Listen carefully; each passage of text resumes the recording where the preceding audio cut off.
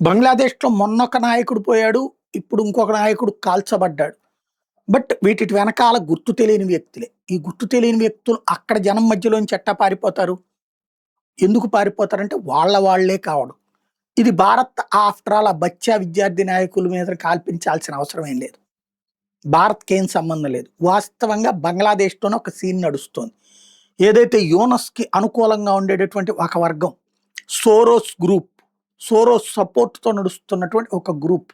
ఈ వ్యవహారాలకి బంగ్లాదేశ్‌కి సంబంధించినటువంటి ఈ వ్యవహారాలకు సంబంధించి కీలకమైన పాత్ర పోషిస్తోంది అన్నటువంటిదే ఇక్కడ కీలకమైనటువంటి వ్యవహారం. ఎందుకయ్యా ఇదంతా అంటే ఎన్నికలకి అక్కడ అంతర్జాతీయ ఒత్తిడి మేరకు యూనస్ ఎన్నికలకి టైం ఇచ్చేసాడు. రేపు వచ్చే ఏడాది మార్చి, ఏప్రిల్ కల్లా ఎన్నికలు జరగాలి. ఆహ్, హసీనా దేశం 2/3 మెజారిటీతో గెలిచినటువంటి హసీనా దేశం విడిచి వెళ్ళిపోయిన తర్వాత ఆవిడ ప్రభ తగ్గిపోతుంది అని భావించారు. కానీ ఒకప్పుడు పాకిస్తాన్ నుంచి విడిపోయినటువంటి బంగ్లాదేశ్ ఇప్పుడు పాకిస్తాన్‌లో కలపడానికి యూనస్‌తో పాటుగా ఈ అతివాద ముస్లిం గ్రూపులు చేస్తున్న దాన్ని ఒరిజినల్ బంగ్లాదేశీలు అంగీకరించట్లేదు. ఏ విద్యార్థులను అడ్డం పెట్టి ఈ నాటకం అంతా ఆడాడో యూనస్ ఆ విద్యార్థులే ఎదురు తిరుగుతున్నారు.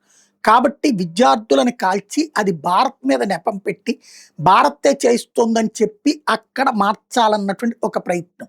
లేదా ఎన్నికలు వాయిదా వేయాలన్నటువంటి ప్రయత్నం. వాస్తవంగా 7 సిస్టర్ స్టేట్స్ విడతీస్తాం లాంటి ఉపన్యాసాలు కూడా అందుకే. అలాగే ప్రొవొకేషన్ చేస్తున్నారు సరిహద్దుల్లో మన మీదన కాల్పులు లాంటివి. అంటే మనం గనక రెచ్చిపోయి యుద్ధానికి దిగితే 3 రోజుల్లో ఓడిపోతుంది బంగ్లాదేశ్. కానీ ఆ వంక పెట్టి భారత వ్యతిరేకతని అడ్డుపెట్టి బంగ్లాదేశ్‌లో ప్రభుత్వాన్ని తన చెప్పు చేతల్లో ఏళ్ల తరబడి నడపాలన్నటువంటిది యూనస్ అనేవాడి ఉద్దేశం. అది తెలిసినే భారత్ ఎంతగా కవ్విస్తున్నా రెచ్చిపోవట్లేదు. ఇది మన నిపుణులు చెబుతున్న మాట.